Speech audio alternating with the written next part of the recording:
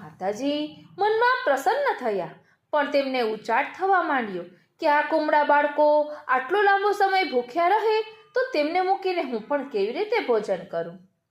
થોડાક સમય પછી શ્રી વલ્લભ અડેલ પધાર્યા. માતાજીએ ફરિયાદ કરી.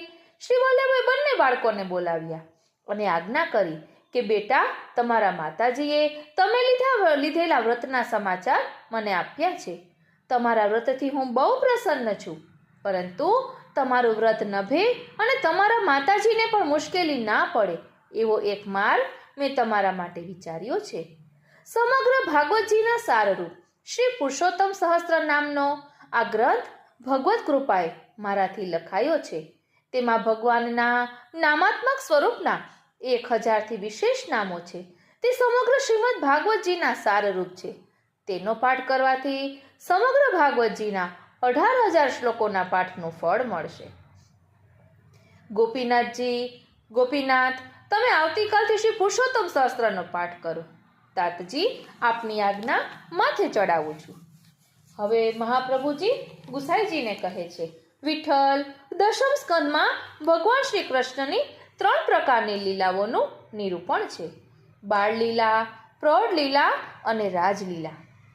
આ ત્રણેય લીલાઓ દશમ સ્કંદના 90 અધ્યાયમાં છે.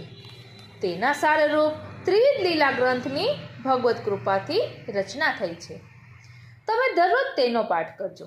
તેના પાઠથી શ્રી દશમ સ્કંદના પાઠનું ફળ તમને પ્રાપ્ત થશે.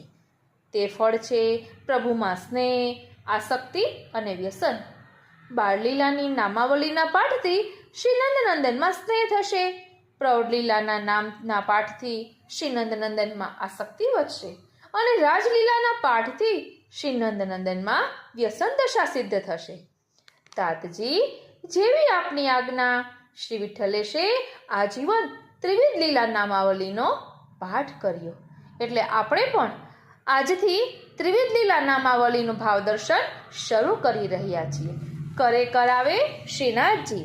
આજે પ્રસ્તાવનાના રૂપમાં લઈ રહ્યા છીએ. એક નવું પુસ્તક પધરાવ્યું છે. તેમાં ત્રિવિધ લીલા નામાવલી ખૂબ જ વિસ્તારથી સમજાવેલી, એટલે સુંદર રીતે સમજાવેલી છે. એટલે બંને પ્રકારના પુસ્તક બિરાજે છે. એકમાં ગુજરાતીમાં વિવેચન છે અને એવું જ વિવેચન હિન્દીમાં બીજા પુસ્તકમાં છે. તો આપ એ પણ મને કોમેન્ટ બોક્સમાં જણાવશો કે આપને ગુજરાતી ને હિન્દી બંનેમાં શ્રવણ કરવું છે કે એકલું ગુજરાતીમાં. આજે તો આપણે પ્રસ્તાવનાના રૂપમાં બંનેમાંથી થોડું થોડું લઈશું. પછી આપ જેવું કહેશો તે રીતે આગળ વધીશું.